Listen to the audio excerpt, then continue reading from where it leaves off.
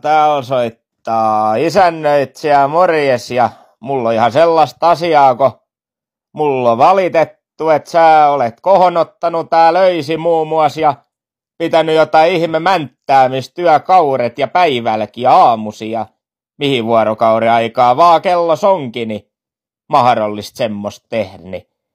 En mä oikein nyt tämmöstä ymmärrä, tarviiks mun kynä kans koputtaa noit taloyhtiöjärjestyssääntöjä. Ne on siellä ilmoitustaululla kaikkia luettavis ja ne on semmosia, että niitä joko noudatetaan tai sit jos ei paljon kiinnosta noudattaa, niin ei tarvitse sit paljon kyllä aukoa päätäs, kun sit voi ihan muuttaa muualkin, niin.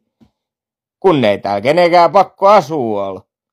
Kato, kyllä mar sitä voi venekial muuttaa, jos ei tämmönen yhteisöllinen asuminen sovi.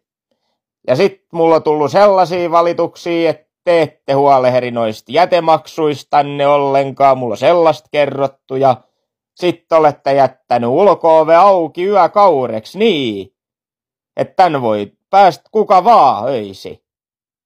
Et ei tän kuulu tulla muuta kuin silleen, että jos on oma avain, että se sopii siihen lukkoon, niin sillä sit mennään, mut ei muuten. Mä olen tässä nyt taloyhtiö puheenjohtaja kanssa keskustellut ja se on nyt osa noi mun vieresset. Että me meinataan sul tämmöstä häätöä, et ei tässä paljon varoituksia tarvitse antaa, kun suoraan häätö me ollaan se selvitetty asunto-osakeyhtiölaista. Että se voi sillai tehdä. Ja kun te nyt asutte siinä asunto 8, niin odot vähän. Niin mitä?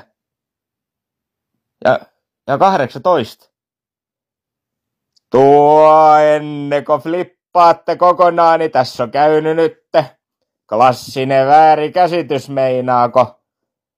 Me ollaan soitettu nyt vähän väärällä asukkaalle, et ei mitään, et ei muutako. Jos teillä nyt oli vaikka punaviinilasi kädessä, niin laittakaa se käteen takaisin vaan ja nauttikaa ehtoosta, eikä tässä muuten ehtoosti oltais soitettu.